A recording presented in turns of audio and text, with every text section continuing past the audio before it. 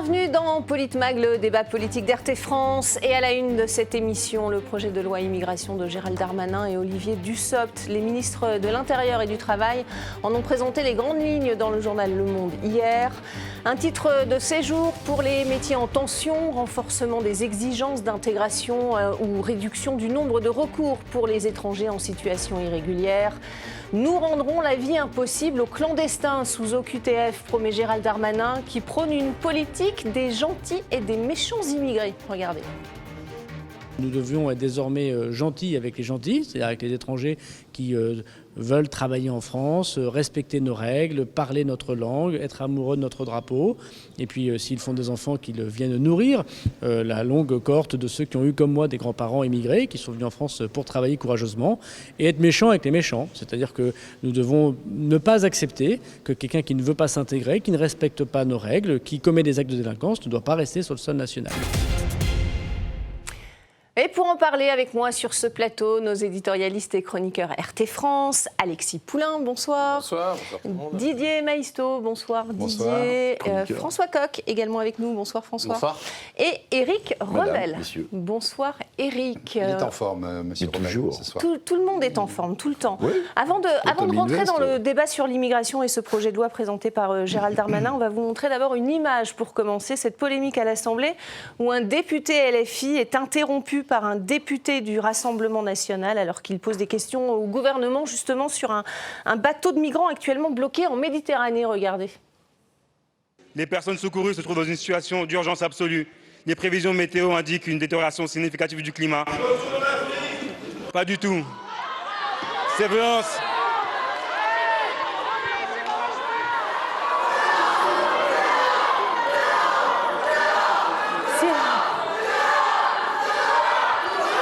Je fais une suspension de séance de 5 minutes. La phrase est lâchée, donc qu'il retourne en Afrique. Je précise que le député Grégoire de Fournas du Rassemblement national a clairement dit qu'il parlait du bateau qui est bloqué actuellement en Méditerranée. Et Éric Revel, quelle est votre réaction par rapport à cette scène Vous voulez vraiment que je vous lise ? Bah évidemment. Ils sont nuls tous. Ils sont tous nuls. Cette Assemblée nationale a un niveau, à force de dire que le niveau de l'éducation nationale baisse, oui. Ça y est, on le sait, ça a fini par toucher les députés. Mais c'est ridicule, tout est ridicule. Et c'est pas la première fois qu'on en parle. Non mais, je veux dire, insultes racistes du RN, oui, non, oui, peut-être, non, oui, peut-être. Ils sont comme avant, mais non, il ne l'a pas dit. Ça. Récupération politique du LFI, oui, peut-être, oui, c'est sûr. Mais attendez, franchement, mais quel spectacle on donne.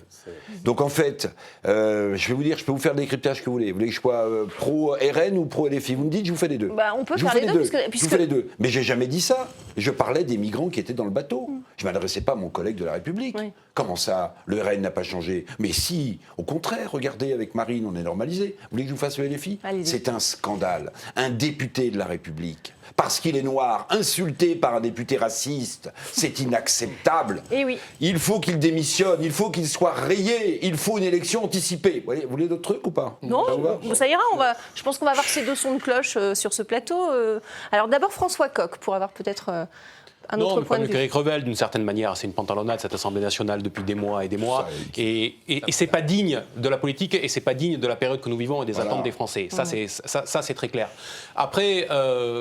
Rien n'est admissible là-dedans, c'est-à-dire que la phrase a été au pluriel, elle n'est pas admissible, elle serait au singulier, elle ne l'est pas non plus. Au singulier, donc il parlerait du bateau, et au pluriel, il parlerait des migrants. Mais dans ce cas-là, il invective son collègue qui est en train de présenter une situation qui est une situation d'un drame humain à laquelle il faut apporter une réponse politique. Mais on ne fait pas avancer le débat en invectivant les gens comme ça à la tribune, comme ça a été fait. Ce n'est pas le lieu, l'Assemblée nationale, en tout cas, ce n'est pas l'image que je me fais de l'hémicycle au sein duquel on doit forger la loi commune et mener les grands débats qui doivent conduire le pays. Sauf que Carlos Martins Bilongo a dit c'est une insulte à ma couleur de peau, donc il l'a pris personnellement, Alexis Poulain. C'est de la mauvaise foi? C'est un coup politique? De tous les côtés, je suis d'accord avec ce qui vient d'être dit, c'est indigne. De tous les côtés. Et les Français attendent autre chose, et je crois qu'Emmanuel Macron a gagné. Il a vraiment mis à terre l'Assemblée nationale. Il n'y a plus de démocratie délibérative. Ils décident, c'est un 49-3 qui passe, des députés gesticulent, ils mettent une écharpe, ils vont devant des bassines, ils font des petites phrases à la télé, ils s'invectivent, on fait une levée de séance et puis on passe à autre chose. Ce sont des sous-débats qui ont certes lieu d'être, sur le racisme, évidemment, le racisme, il est puni par la loi, donc c'est vite vu. Pour le reste, c'est indigne. Et je crois qu'Emmanuel Macron, depuis son bureau de l'Élysée, doit bien rigoler. Oui, parce que les députés Renaissance ont dit qu'ils refusaient de siéger tant qu'il n'y aurait pas de sanctions. La posture morale va être parfaite, c'est formidable, on n'attend que ça. C'est le moment où on va oublier toutes les... C'est une occasion pour taper sur le RN, selon vous, encore ? Évidemment, le RN qui a été très précautionneux en disant attention, surtout pas de vague, attention, là commence à prendre la confiance et fait du RN. Et évidemment que ça passe pas, puisque là, on n'attend que ça, 89 députés RN, tout le monde va leur taper dessus. Marine Le Pen, d'ailleurs, je ne sais pas si elle a une prise de parole là, mais c'est un débat qui est là pour éviter le vrai débat sur la faillite économique de notre pays. Et ça, personne ne veut l'avoir. Est-ce que vous avez une solution contre l'inflation ? Non. Est-ce que vous allez faire quelque chose pour aider les entreprises qui vont fermer ? Non. Oui. Voilà, donc on va parler de trucs, donc, le climat, des grands concepts de morale. Marine Le Pen a réagi, elle dénonce une politique grossière. Voilà ce qu'elle a dit. Didier Maistre, quel est votre... Je pensais qu'elle voulait visiter le bateau, elle. Et je rappelle que Emmanuel Macron avait refusé d'accueillir ces bateaux, hein, donc il y a peut-être aussi une double posture de la part de Renaissance. Didier Maistre. Rien ne va dans cette histoire. Rien ne va. Je voudrais rappeler quand même que nous sommes au début, que ça plaise ou non, du processus de migration. Pour des raisons économiques, pour des raisons politiques, pour des raisons écologiques et géographiques. Plus une question est délicate, plus il faut prendre de la hauteur.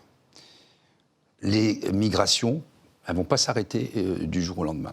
C'est un défi qui est posé à l'ensemble des pays, mettons, de l'hémisphère nord, avec beaucoup de disparités. On voit par exemple que, alors même dans l'hémisphère sud, l'Australie fait des pieds et des mains pour avoir des immigrés parce que ça lui apporte beaucoup. Le Canada également, le Québec non, parce que au sein du Canada, parce que il veut garder sa spécificité, sa langue, ses traditions, etc. Donc voilà quelle est la situation. Quand vous dites rien ne va, c'est-à-dire qu'il faut les accueillir, mais... Alors non, ce qu'il faut, c'est une politique, revoir déjà la politique européenne en la matière, puisque je rappelle que les pays limitrophes, les pays qui ont une façade maritime, ils doivent se débrouiller avec les migrations, et qu'il n'y a pas beaucoup d'aide, il n'y a aucune solidarité européenne, qu'il n'y a plus de frontières intra-européennes, donc il n'y a plus aucun contrôle. J'ai déjà eu l'occasion de le dire, et avec François Coq, je crois qu'on partageait le même point de vue. Il faut briser le tabou de l'immigration choisie. Maintenant, alors, c'est peut-être ce que vient de faire Gérald Darmanin. Après, je suis quand même choqué, je dois dire, par l'invective de ce député, qui a ensuite expliqué sur une chaîne dite d'info qu'il ne s'adressait pas à la personne. Alors, ça veut dire que si, pour 238 personnes noires, c'est acceptable, ce n'est pas acceptable pour une personne. C'est un peu un syllogisme et un raisonnement bancal et fallacieux. Voilà ce que je dis. Après, je ne nie pas les problèmes de migration, je ne nie pas non plus l'exploitation politique qui est faite par les uns et par les autres. Il n'empêche que le triste spectacle donné par l'Assemblée nationale ne fait pas honneur à la France. Ah, on va arrêter de parler de cette polémique. Oui, un dernier mot. Non, juste un mot là-dessus, parce que Emmanuel Macron a en partie réussi son coup s'il a fait de l'Assemblée nationale ce qu'elle est, mais elle le fait elle-même toute seule. Elle n'a pas forcément besoin de lui non plus. Ce que je veux dire, c'est qu'à partir du moment où il y a eu l'inversion du calendrier présidentiel législatif, les députés ont dû leur élection, que ce soit les députés de la majorité, mais même les députés des oppositions, directement au président sortant, d'une certaine manière. Et donc, ils ont perdu leur légitimité et ils ont perdu une grande partie de leur raison d'être à partir du moment où la politique s'appliquait par le haut. Nous avons désormais une démocratie minoritaire depuis les élections du mois de juin dernier où le président et son gouvernement sont minoritaires au sein de l'Assemblée.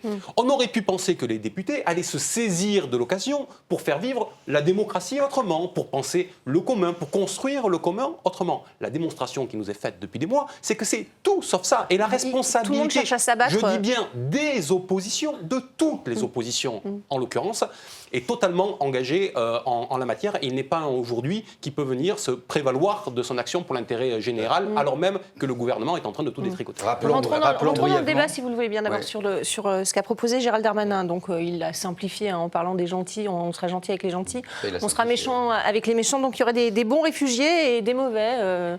Éric Revel, qu'est-ce que vous en pensez? Dans la fameuse interview, qui est une interview d'un genre assez intéressant, hein, c'est-à-dire qu'il y a à la fois le ministre de l'Intérieur et le ministre du Travail dans cette interview du Monde. Il y a les deux. Il y a Gérald Darmanin et Olivier Dussopt. Bon, alors en fait, c'est typiquement une interview qui incarne le en même temps. Je vais vous expliquer. Il y a le côté très dur, donc plutôt soutenez-moi à droite, la mise en place de ce fichier de personnes recherchées. Donc Gérald Darmanin justifie la mise en place de ce fichier pour rendre la vie impossible aux OQTF en disant, en fait, notre taux d'expulsion vers les pays d'origine des immigrés illégaux, il n'est pas très bon, c'est vrai, on peut s'améliorer, mais en fait, c'est parce que, vous ne savez peut-être pas, mais il y a des gens qui rentrent de leur plein gré. Oui, qui prennent l'avion et qui rentrent de leur plein gré. Mais on ne peut pas les compter. Et en fait, avec ce fichier, on va pouvoir les comptabiliser, puisque toutes les OQTF seront dans le fichier des personnes transportées. Donc vous allez voir, dit Gérald Darmanin en creux, en fait, mon chiffre n'est pas si mauvais que ça. Je suis à 6 aujourd'hui, mais peut-être que je suis plutôt à 15. On n'est peut-être pas très loin de la moyenne européenne. Alors ça, c'est pour le côté un peu dur. Et puis alors, le côté qui fait beaucoup de débat, évidemment, et c'est fait pour, c'est la mise en place de ce titre de séjour spécifique pour les métiers sous tension. C'est ça. Mais qui concernerait des salariés en situation, et des salariés étrangers en situation irrégulière. Irrégulière. Alors, deux façons de voir le truc. Le patronat demande de la main-d'œuvre à des salaires parfois bas pour des tâches que les Français ne veulent plus faire, ou des tâches... Donc, si on peut accepter des travailleurs en situation irrégulière, on leur filera un titre de séjour. Mais vous avez bien compris qu'immédiatement, les questions fusent. Bah oui. Mais alors, est-ce que c'est pas une régularisation déguisée? Parce que si vous donnez la possibilité à quelqu'un qui est de manière illégale en France de travailler, en fait, vous légitimez le fait qu'il soit de manière illégale et surtout, vous lui donnez un titre de séjour spécifique, mais qui au bout d'un an, 2 ans, 3 ans, va devenir définitif. Oui, absolument. Est-ce que vous ne créez pas un appel d'air à l'immigration illégale? Parce que si vous dites publiquement, monsieur le ministre de l'Intérieur, que vous allez pourvoir en travail pour les secteurs en tension de main-d'œuvre les salariés qui sont en situation irrégulière, il y en a peut-être qui entendent ça de chez eux et qui vont se dire moi aussi j'ai envie d'être en situation irrégulière, etc. Bon, voilà. Donc c'est du en même temps, c'est du gentil, du méchant, et chacun puise là-dedans politiquement ce qu'il a envie de puiser. Alexis Poulain, une réaction sur cette politique du méchant et du gentil? Des titres de séjour régularisés C'est le macronisme, oui. C'est-à-dire que d'un côté, le casting est très bien fait. On prend Gérald Darmanin parce qu'il est le seul à pouvoir dire qu'il est fils d'immigrés, qu'il vient d'une circonscription vendue au Rassemblement national, etc. Et donc, il a un discours rodé. C'est-à-dire que Darmanin, vous le mettez devant une caméra, on appuie sur le bouton et puis ça ronronne. Hein, et il y va. Et c'est tout le temps les mêmes poncifs. Et donc, c'est lui qui peut porter ce discours. Il est inattaquable. Il va dire, voilà, il y a les gentils et les méchants. Hein, il va nous parler comme à des enfants de CM2. Voire d'avant. D'ailleurs, la question, c'est comment est-ce qu'on va savoir qui sont les gentils, qui sont les méchants? Mais c'est bien toute la question. Et quels sont les secteurs en tension? Et comment on va faire pour s'assurer, bien sûr, des reconduites à la frontière? Et à quel moment, finalement, on se pose la question de la politique européenne? Parce que c'est vrai, on peut faire ce qu'on veut dans le cadre de la loi nationale, mais on ne peut pas faire grand-chose puisqu'on doit respecter la loi européenne, et notamment en matière migratoire. Et aujourd'hui, la politique migratoire européenne est un fiasco total. Et ça, depuis plusieurs années. Donc, il n'y a pas de réalité concrète. Et il y a un bras de fer aussi, ce qui n'est pas dit dans ce que dit Gérald Darmanin, avec les pays d'Afrique du Nord sur, justement, le quota de renvoi. Les fameux visas. Les fameux visas, qui sont un bras de fer diplomatique en cours. Et là, c'est juste, il n'y a pas un mot dans l'interview. Hein. Non, sur les laissez-passer consulaires, il n'y a pas un mot. Mais c'est la pierre le angulaire. nœud du problème. Donc là, c'est de la communication politique. Parce que c'est bien sûr, c'est vrai. Attendez, moi je mets tout de suite le doigt là où ça fait mal. Et c'est donc encore un coup de com' pour simplement dire que d'un côté, il y a le Rassemblement national, on va lui tirer le tapis sous les pieds. C'est nous qui allons prendre le débat migratoire pour ne pas être accusés de ne pas le prendre à bras-le-corps, mais rien ne va changer. On va écouter Gérald Darmanin, justement, sur ces titres pluriannuels. Vous voyez ce qu'il en a dit. Tous ceux qui travaillent depuis de très nombreuses années en France, qui n'ont aucun casier judiciaire et qui, parce qu'ils changent d'employeur ou parce que leur titre de 10 ans est arrivé à expiration, ils doivent repasser en préfecture. C'est des centaines de milliers de personnes qui ne comprennent pas pourquoi ils doivent attendre devant les préfectures, et c'est des milliers d'agents de préfecture qui ne comprennent pas pourquoi ils les contrôlent. On va arrêter ça. Par contre, on va demander à tous les agents de préfecture de se concentrer sur tous ceux qui sont soit arrivants sur le sol national, et bien regarder qu'il parle correctement français. Voilà, donc une des conditions, ce sera de s'assurer qu'il parle bien le français, Didier Maistre, avant de les régulariser. Comment ça va être possible? En fait, c'est très simple, et ce qui est simple n'est jamais mis en œuvre. Pour sortir de l'arbitraire et des fantasmes, il faut des règles claires. Et les règles, elles ne sont pas claires. C'est pour ça qu'on est dans la manipulation, le racisme, l'antiracisme, l'humanisme d'un côté, l'efficacité. Mais là, elles sont clarifiées quand même, les règles, non? Moi, je suis pour, effectivement, quand je parle d'immigration choisie, ne serait-ce que pour accueillir dignement la personne, il faut qu'elle soit capable de se débrouiller. Moi, j'ai des amis qui se sont fait naturaliser suisses, belges, dans beaucoup de pays du monde, c'est comme ça, australiens. Vous avez une interro écrite et orale sur l'histoire du pays, sur le. Mais ça, c'est en rentrant. Vous devez parler dans le correctement. Pays, comment faire pour ceux qui sont déjà là? Ceux qui sont déjà là, c'est exactement la même chose. Il faut revoir. Je sais que je me répète, il faut sortir de l'Europe. Tant qu'on ne sortira pas de l'Europe, on ne réglera pas ces problèmes, on sera dans l'agitation. Je rappelle qu'il y a des règlements européens qui obligent les pays, encore une fois, qui ont une façade maritime et qui accueillent les immigrés, les migrants, on les appelle migrants aujourd'hui, à se débrouiller. Quand l'Italie, il y a une quinzaine d'années, a découvert la question migratoire, ils étaient complètement, ils n'avaient jamais vu un Africain en Somalie, mais il y a longtemps. Donc les Italiens ont dit, mais qu'est-ce que c'est que ce truc, quoi, hein? Donc personne n'a aidé l'Italie. Personne n'a aidé l'Italie. Et comment voulez-vous faire quand vous avez l'Espagne avec le Maroc, des gens qui arrivent ensuite en France, vous les contrôlez comment, voyez? Donc tant que les règles ne sont pas clarifiées, les règles européennes, et à mon avis, elles ne le seront pas, c'est pour ça qu'il faut quitter l'Europe, on sera dans des débats sans fin, chacun se jetant des invectives au visage de l'autre, et instrumentalisant les peurs, les fantasmes, etc. Et encore une fois, que ça plaise ou non, vous savez que j'aime pas beaucoup Nicolas Sarkozy pour le mal qu'il a fait à la France. Il y a quelque chose de très juste qu'il a dit, c'est la seule chose que je puisse lui reconnaître, c'est que la question démographique allait, dans les 30 prochaines années, être au cœur de tous les problèmes mondiaux. Cette question démographique, elle est là. L'Europe, l'Allemagne, l'Italie, la France... Une fois que c'est dit, ça ne donne pas de solution entre nous. Mais non, mais les solutions, c'est des populations vieillissantes. Soit on décide qu'on sort de l'Europe et qu'on n'accueille pas tous les immigrés, etc., et qu'on a une politique nationale de gestion de son immigration, soit on reste dans l'Europe, et alors à ce moment-là, on se conforme, et on se tait, parce qu'il y a plus... C'est des passoires, il n'y a plus de contrôle, et chacun se débrouille comme il peut. Et je peux vous dire que le résultat, à la fin, ça ne va pas se passer comme ça s'est passé gentiment dans le cirque et dans la bonne humeur. Hein. Parce que tous les gens sont armés, et que quand vous, effectivement, là, on est tranquille, parce qu'on est aussi des humanistes, mais quand vous retrouvez un jeune, comme c'est arrivé aujourd'hui, dans votre cuisine, en train de vider votre frigo, il faut voir comment les gens réagissent, quoi. Hein. Et donc, pour éviter ces situations-là, il faut refaire de la politique. François Coq, il y a des solutions politiques. Quel est votre sentiment sur régulariser des personnes clandestines qui travailleraient déjà en France? Est-ce que c'est la bonne solution? Est-ce que ça ne crée pas un appel d'air? D'abord, ayons en tête aborder le que problème? cette semaine, nous avons eu droit au 4e 49.3 sur les questions budgétaires. Ça veut dire que le gouvernement n'en a plus qu'un dans sa poche pour l'ensemble des débats qui sont devant nous pour l'année à venir. Donc, il y a... sur ces questions-là, sur ces questions d'immigration-là, une posture très politicienne qui vise à envoyer un signal très clair à la droite. C'est le premier aspect.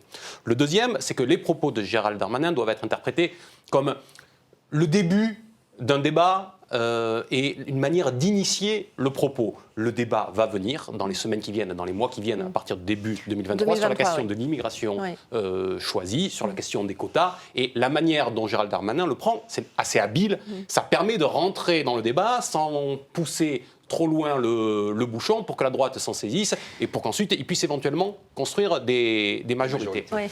Le troisième point... D'ailleurs, il sera étudié au Sénat avant l'Assemblée nationale, ce qui est assez inédit. Hein. Peut-être pour s'assurer d'avoir des amendements suffisants pour convaincre les LR par la suite? Le troisième point, c'est que Gérald Darmanin fait ce que fait Emmanuel Macron, c'est-à-dire qu'il crée toujours de la binarité. Vous savez, il y avait les progressistes contre les identitaires. Il a fait ça pendant les élections européennes, puis pendant la campagne présidentielle et le reste. Bon, ben là, Gérald Darmanin nous fait ça version enfant avec les gentils contre les méchants. C'est un peu le sketch des inconnus, entre le bon chasseur et le mauvais chasseur, ce qu'il est en train de nous dire. Sauf qu'en creux, ce qu'il nous dit quand même, c'est que les gentils, c'est pas juste les gens qui veulent venir pour s'intégrer et choisir un travail. C'est ceux qui veulent venir pour prendre le travail qu'on voudra bien leur donner, qui est, en l'occurrence, le travail qui est celui qui est le moins bien rémunéré, qui est le plus déclassé, etc. C'est ça que dit Gérald Darmanin. Et en faisant cela, il répond à une préoccupation, il faut le dire, du MEDEF, de l'Union des métiers et de l'industrie de l'hôtellerie, qui ont déjà commencé à aller faire leur marché depuis le mois de mai en Tunisie, en essayant d'embaucher là-bas 4 000 personnes. Mais pour vous, c'est condamnable, ça ? En faisant la même chose au Maroc. Et donc, il est en train d'aider à créer ce qu'on appelle l'armée de réserve du capital. Non, mais pour vous, c'est condamnable, le fait de venir faire de l'immigration pour des travaux dont ne veulent pas, vous le dites, les Français. Ce que je dis, c'est que c'est la réponse facile. C'est la réponse facile qui convient assez bien quand même au patronat qui est demandeur. Il y a d'autres solutions pour faire augmenter les salaires, oui. On peut augmenter les salaires, on peut aussi aider à la formation, parce que ne me dites pas qu'il n'y a pas des gens qui accepteraient ces travaux s'il n'y avait pas un peu plus de dignité à les exercer. C'est l'une des réponses qui pourrait être aussi apportée. Absolument. 50% des OQTF font l'objet de recours. Gérald Darmanin veut aussi améliorer sa capacité à expulser les étrangers irréguliers. On l'a vu. Il veut passer le nombre de procédures existantes de 12 à 4. Écoutez-le. Dans le projet de loi que nous proposons à la discussion politique et parlementaire, c'est de diminuer le nombre de recours. Aujourd'hui, il y a 12 catégories de recours pour un étranger. Donc ça met beaucoup de temps, c'est ce que j'ai essayé d'expliquer dans l'interview du Monde, afin d'expulser la personne. Et c'est très difficile ensuite de l'expulser quand elle a fait des enfants, lorsqu'elle a eu une habitude de vie sur le territoire national. C'est comme ça que vous avez des gens que vous ne pouvez pas expulser alors qu'ils ne sont pas régularisables. Et nous proposons de passer de 12 à 4 le nombre de recours, divisé par 3 le nombre de recours. Voilà. Est-ce que ce serait une des solutions, selon vous, Alexis Poulain ?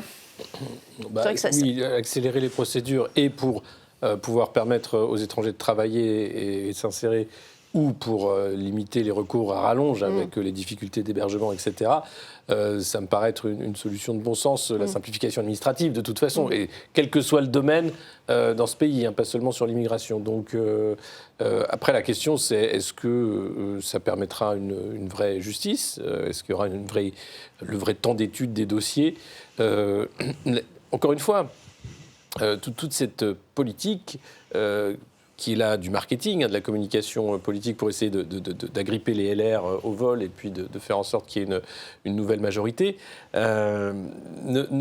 ne peut pas s'incarner tant que l'Union européenne travaille avec les mafias de passeurs et avec les États en faillite tels que la Libye.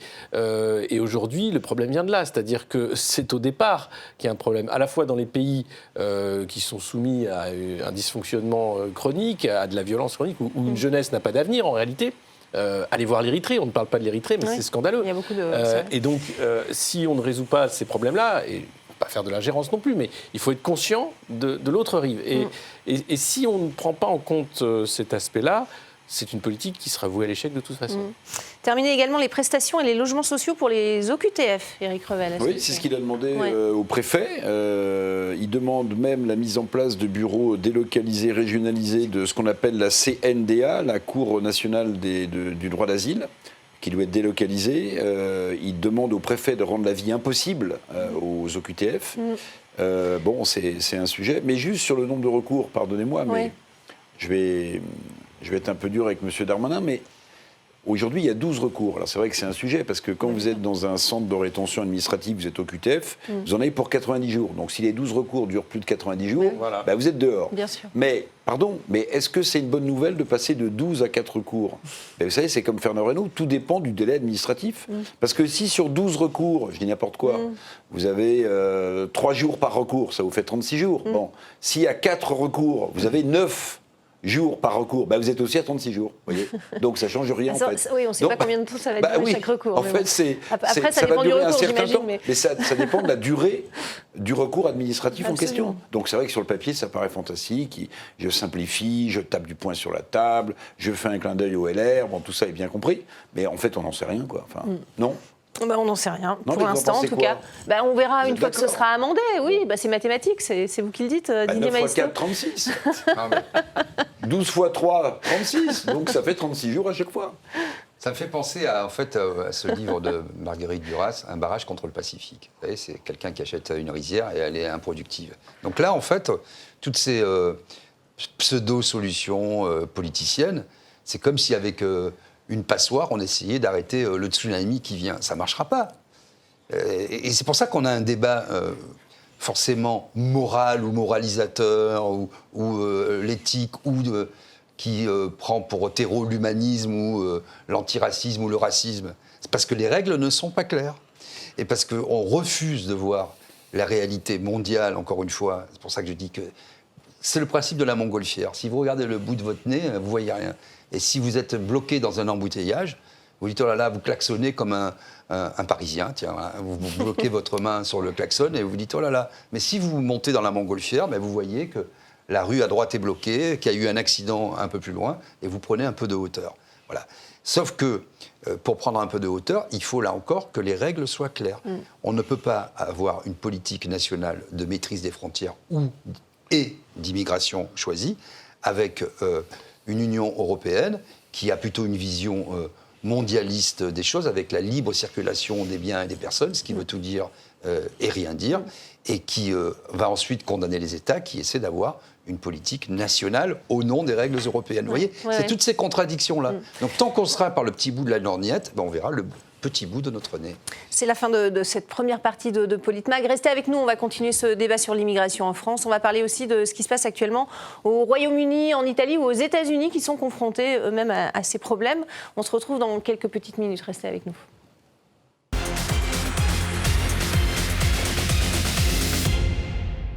Bienvenue dans cette deuxième partie de Politmag. La Grande-Bretagne envisage des options plus radicales pour lutter contre l'immigration, alors que la ministre de l'Intérieur britannique a carrément parlé d'invasion. Un centre de migrants au nord de la Manche a été attaqué, vous le voyez, dimanche dernier.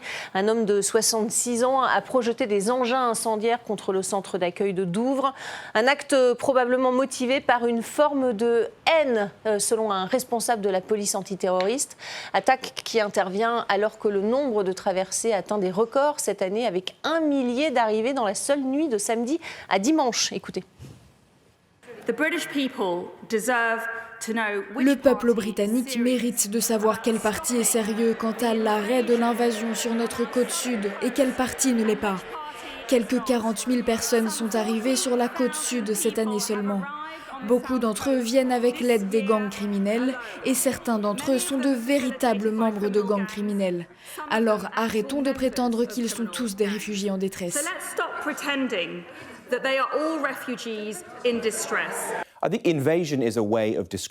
Je pense que l'invasion est une façon de décrire l'ampleur du défi, et c'est ce que Suella Braverman essayait d'exprimer.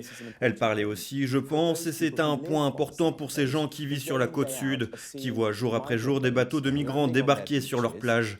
Hier, une dame a trouvé un jeune migrant d'Albanie dans sa cuisine cherchant du soutien, demandant de l'argent, et ce n'est pas acceptable dans ce pays.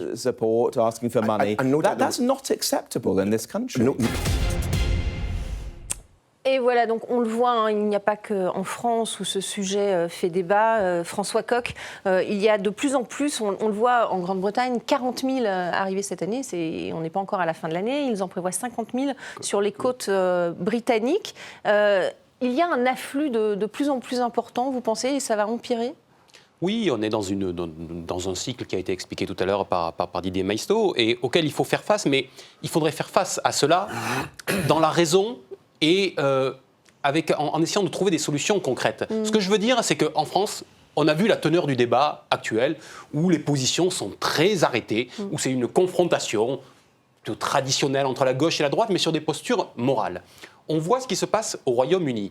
On vient de voir ce qui se passe au Danemark. Si je ne m'abuse, il y a eu des élections au Danemark il y a 72 heures.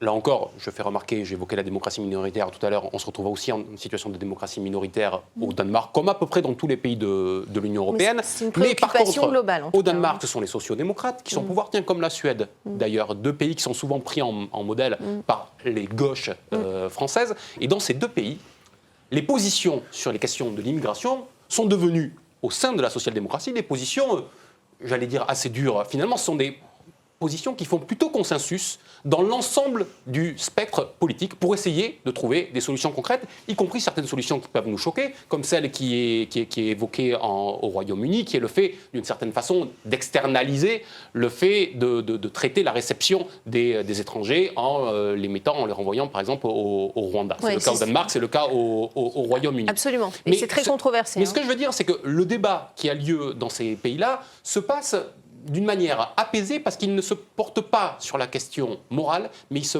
place sur le terrain concret du comment allons-nous faire par rapport à une situation qui est inéluctable. Vous évoquez 50 000 traversées cette année au Royaume-Uni. Eh ben c'est ça, la réalité. Et ce n'est pas le fait de dire « Ah ben non, ça ne changera rien à la situation et au vécu des gens ». Non, il y a une vraie question d'intégration derrière. Comment fait-on Comment gère-t-on cela Oui, parce que, pour reprendre sur les postures morales et politiques, si, je vais reprendre un peu l'exemple d'Éric Revel aussi.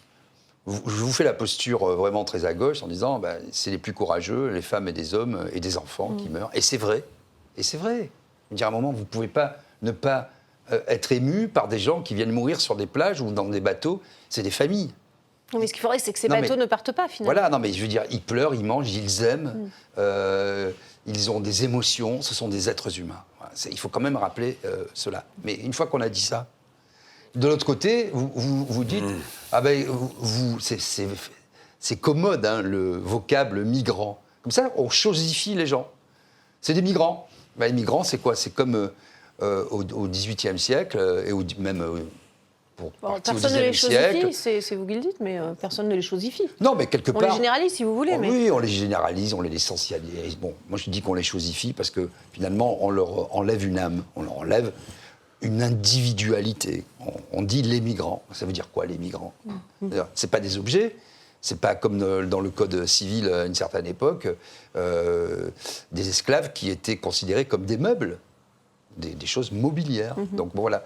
Vous voyez qu'une fois qu'on a dit ça, on va effectivement être dans des oppositions stériles, on ne va pas régler le problème. Il est temps, c'est pour ça qu'il y a, à mon avis, 2 choses raisonnables. Un, sortir de l'Europe pour avoir des politiques nationales, et conséquemment, avoir une immigration choisie. Je sais qu'à gauche, ça fait hurler, parce que, voilà, mais c'est le simple bon sens qui commande ça aujourd'hui, parce que ça ne peut plus durer. Parce qu'on sait bien que c'est... Et je suis d'accord, il faut de la formation, etc., parce que ce n'est pas inéluctable. Ce n'est pas parce que vous êtes dans un pays en voie de développement que vous êtes plus idiot que les autres. Hein. Quand on a fait des tests de QI, le berger corse, vous connaissez l'histoire, il avait 180 de QI, quand l'ingénieur a été péniblement à 110. Donc voilà, les choses ne sont pas inéluctables, mais il faut aborder ces questions, non pas sous les postures morales et politiciennes, mais de façon pragmatique. Si on ne le fait pas, on va encore tendre les choses, ça va mal se passer, ça se passe déjà mal, vous avez vu les attentats, etc. Et cette attaque sur ce camp de migrants à Douvres, mais ça va finir comme ça. Mais c'est déjà sans ça doute commence. Une personne excédée. Et Gérard Collomb, qui a pris la fuite en race campagne, avait dit on va passer du côte à côte au face à face. On y est aujourd'hui. Qu'est-ce qu'on fait par rapport à cette situation? Éric Revel, l'Union européenne avait une solution, c'était de faire un deal avec la Turquie. Ah oui, oui, qui nous coûte cher. De façon à ce que la Turquie retienne les migrants. Mais c'est pas pour autant que la Turquie continuera, même si on lui verse des milliards d'euros, à retenir les migrants. Et ça n'a pas mais marché. je voudrais dire 3 choses. La première, je vais vous donner un cas concret qu'on m'a raconté hier. Donc, je parlais de la CNDA, la Cour nationale du droit d'asile. Il y a des juges à Montreuil qui épluchent les dossiers de demande de droit d'asile et qui donnent leur avis. Hein. C'est une cour avec c'est souvent des anciens ambassadeurs, des anciens magistrats, etc. Bon, voilà. D'abord, ce que m'a dit cette personne, qui est cour à la CNDA, c'est qu'il y a un véritable, il ne faut jamais l'oublier, écosystème. C'est-à-dire que depuis le passeur qui fait payer, jusque et y compris, m'a-t-il dit, en donnant les bons arguments pour passer pour un vrai demandeur d'asile. Ils ont les arguments, ils peuvent même avoir certains là, des stigmates sur, alors qu'ils ne sont pas du tout en réalité pourchassés par leur pays. Il n'empêche qu'on doit accueillir les vrais demandeurs d'asile. Oui, mais il y a une quantité non négligeable. Donc vous avez un écosystème de autour de réfugiés tout économiques. ça, déjà. Vous avez un écosystème. Bon. Il m'a cité un cas qui est absolument hallucinant. Dans un dossier d'un demandeur d'asile, il y avait une fiche de la DGSE, lien avec Daesh. Donc, demandeur d'asile, ça, ce que je vous dis, c'est l'un des juges auprès de cette Cour nationale du droit d'asile qui me raconte ça. Plaidoirie de l'avocat, certains juges. Finalement, il a eu le droit d'asile. Ce cas concret a eu le droit d'asile. Pour quel motif? Alors, l'avocat a plaidé qu'en fait, il travaillait au service de dirigeants de Daesh, mais qu'il ne prenait pas part. Bon. Tout ça pour vous dire que le droit d'asile, évidemment, il doit être de fond en comble. De fond en comble, révisé, changé. Le pays des droits de l'homme doit avoir un droit d'asile efficace pour les gens qui fuient, qui sont persécutés dans leur pays, mais pas pour ceux qui se foutent ouvertement de la République. Deuxième chose, sur le cas anglais, n'oubliez jamais une chose, c'est qu'on est très mal placés, nous. Parce qu'il y a un traité qui a été signé avec les Anglais, qui nous rapporte quelques dizaines de millions d'euros, et qui dit que, en fait, la France est tenue de ne pas laisser passer ces gens qui embarquent depuis la France pour gagner les côtes du sud de l'Angleterre. Et il y a quelques mois, à l'époque de Boris Johnson, vous retrouverez la déclaration, il avait dit si ça continue, on va faire du pushback, on va renvoyer tous les bateaux qui arrivent, même si maritimement c'est très difficile parce qu'il faut secourir les gens qui sont en mer et non pas évidemment les pousser, mais il a dit si vous continuez en fait, nous on va renvoyer tous les bateaux qui arrivent là, de chez vous, on va vous les renvoyer. Donc on a un sujet, et puis le troisième sujet, je pense qu'il faut en être conscient, Didier Maistre l'a abordé, c'est que la vague d'immigration qui vient de pays qu'on a souvent nous-mêmes déstabilisés, n'oublions jamais, la Libye, nous les Occidentaux, nous les Occidentaux. France et Grande-Bretagne en tête. L'Irak, donc ces pays-là, on les a déstabilisés. Et on en paye aujourd'hui le prix fort. Mais ça, c'est une vaguelette d'immigration par rapport à la vague qui va arriver avec le réchauffement climatique et avec tous ces pays qui vont se retrouver sous l'eau. Vous avez des pays qui sont historiquement comme le Bangladesh avec la Meghna ou le Brahmaputra qui débordent, mais vous allez avoir toute une catégorie de pays souvent fragiles, pauvres, qui vont retrouver une partie non négligeable de leur sol national sous l'eau. Et cette immigration-là, elle va prendre le chemin des pays riches. D'où l'urgence peut-être de trouver une solution. D'ici 2050, l'Italie, 216 millions de personnes, pour donner une idée des chiffres. L'Italie qui, elle, n'est pas contre le renouvellement de l'accord signé en 2017 avec l'Union européenne, un accord avec la Libye qui consiste à la formation et équipement des gardes-côtes libyens qui interceptent ensuite les migrants en Méditerranée. Un accord controversé, regardez ce qu'en a dit Giorgia Meloni, qui le promeut. Ce gouvernement veut donc poursuivre une voie qui a été peu explorée jusqu'à présent. Arrêter les départs illégaux, rompre enfin avec le trafic d'êtres humains en Méditerranée. Notre intention est toujours la même, mais si vous ne voulez pas parler de blocus naval, je le dirai plutôt comme ça. Nous avons l'intention de récupérer la proposition originale de la mission navale Sophia de l'Union européenne, qui dans sa troisième phase, une phase jamais mise en œuvre, prévoyait le blocage des départs des bateaux de l'Afrique du Nord. C'était un accord avec l'Union européenne. Les forces libyennes, les gardes-côtes libyens devaient intercepter les migrants en Méditerranée pour les renvoyer en Libye et ensuite en Afrique. Assez controversé. Il expirait le 2 novembre dernier. Giorgia Meloni veut le reconduire. Alexis Poulain, est-ce que c'est une solution? Est-ce que ces pays-là doivent contribuer justement au retour de ces migrants? Alors, ce n'est pas une solution en l'état, parce qu'on a affaire à un État en faillite, l'État libyen qui n'existe plus vraiment, avec en fait un double jackpot pour les mafias qui s'occupent en fait de fermes de migrants, d'esclaves, qui vont racketter les familles d'abord, qui vont ensuite les laisser passer et faire monter des passeurs au sein de la hiérarchie militaire parfois, et qui vont ensuite récupérer de l'argent européen pour les refaire revenir et ensuite les faire repasser. Donc c'est une sorte de double prime finalement pour massacrer des migrants, des personnes qui essayent de venir de ce côté-ci de la Méditerranée. Donc pourquoi pas, mais je pense qu'il faut encadrer davantage et lutter davantage contre les mafias.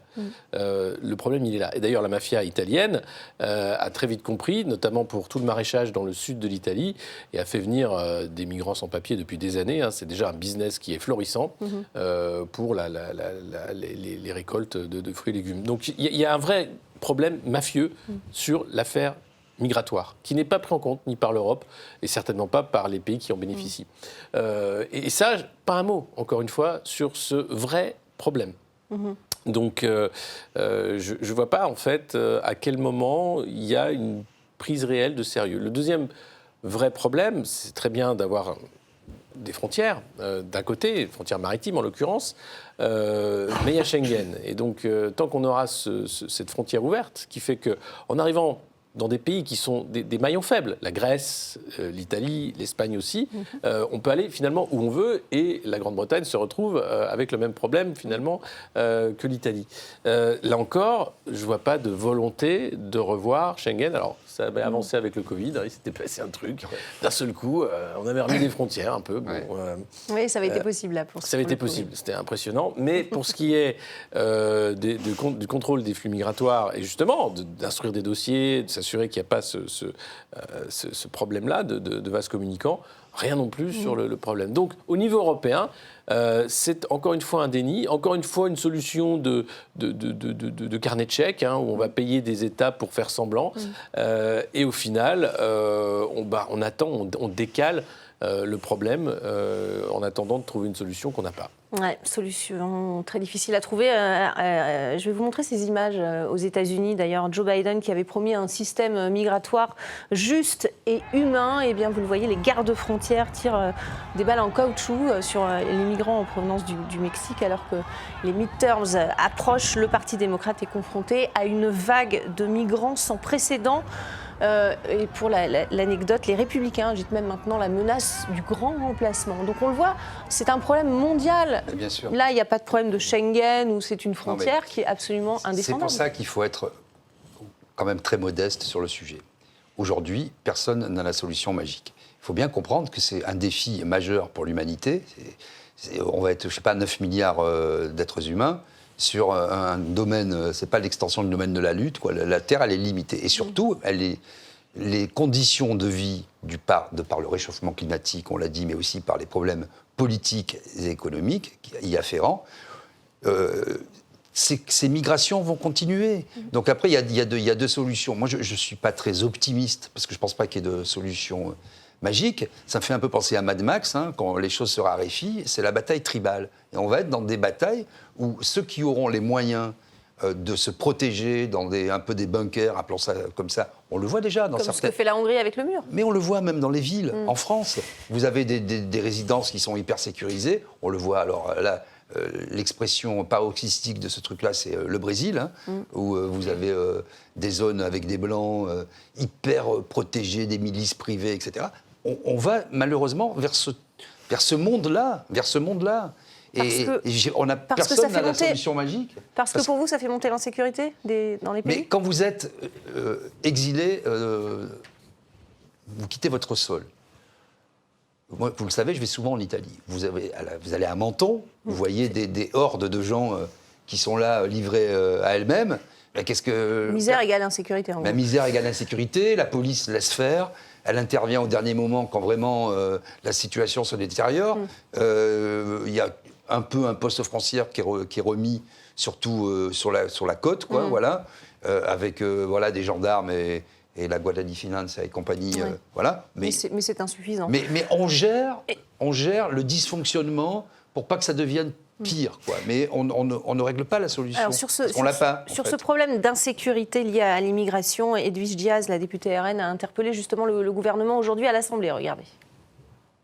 À Paris, selon Laurent Nunez, préfet de police, ce chiffre atteint 48%, mais monte jusqu'à 70% pour les vols avec violence et 75% pour les vols simples et même 63% pour les agressions sexuelles. Ma question est simple, que vous inspirent ces chiffres ?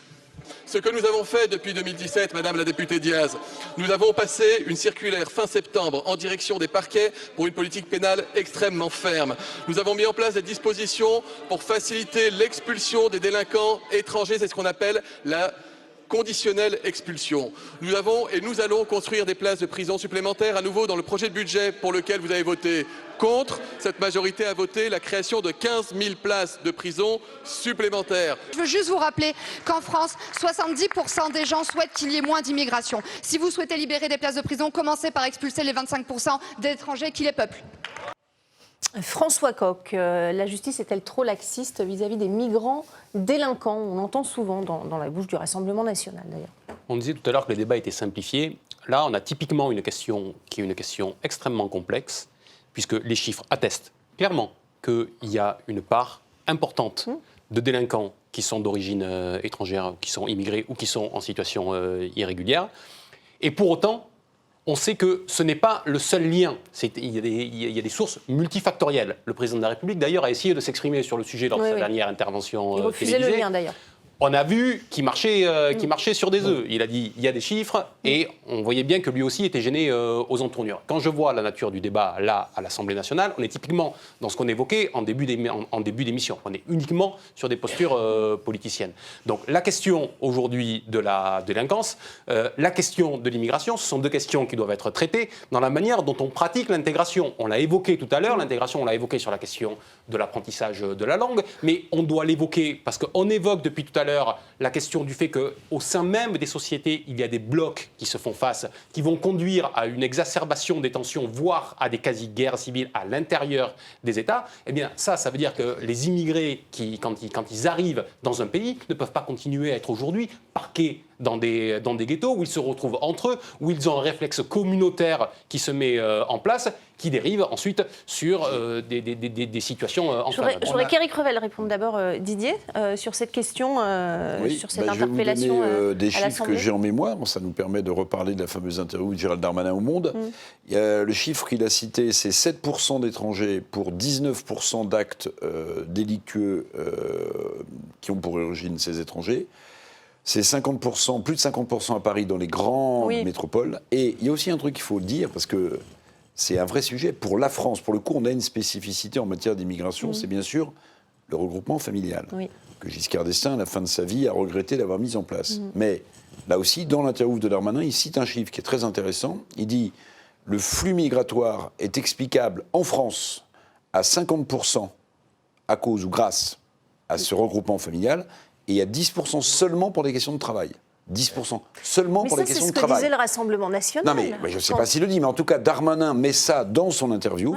Donc, il rappelle que ce fait historique, que certains vont trouver très humaniste, en fait, pèse énormément et représente 50% du flux migratoire en France. Flux migratoire légal, par définition. Bien sûr. Très court, Didier, si vous voulez réagir. La question, effectivement, c'est que si vous permettez à une famille de s'épanouir dans un pays, les enfants sont scolarisés, elles ont leurs habitudes, elles ont un travail, vous allez les renvoyer chez elles, ça n'a aucun sens. Donc ça, c'est le premier point. Et effectivement, on n'a pas prononcé le mot, mais c'est le mot de quota.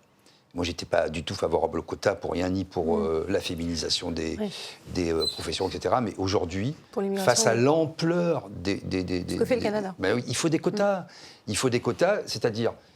Pour éviter le principe, comme on dit souvent, j'aime pas le mot non plus, des pompes aspirantes ou du déni total, il faut un peu ouvrir les vannes en disant, voilà, on a besoin de telle et telle catégorie de la population, voilà les règles. Le cas canadien est très intéressant. Trudeau a annoncé l'ouverture pour 500 000 migrants, mais je peux vous dire, pour ceux qui connaissent un peu le Canada, ce qui est mon cas, parce que j'y étais, bon, peu importe, mais ils sont extrêmement rigides. Extrêmement rigides. Alors, ils aiment beaucoup les Français, ils aiment beaucoup les francophones, mais pour avoir un visa de travail, comme aux États-Unis, je ne parle même pas de green card, mais pour avoir un visa, il faut avoir une vraie spécificité, une vraie formation, un vrai job, connaître. Non, mais je veux dire, c'est pas comme nous.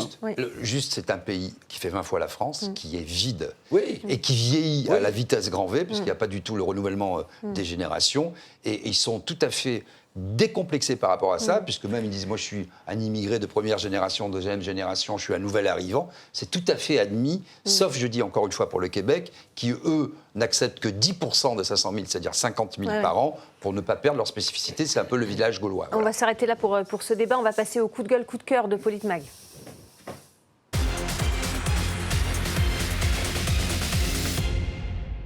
Allez, on a 1 minute chacun à peu près, un coup de gueule ou un coup de cœur, hein, vous allez me le dire.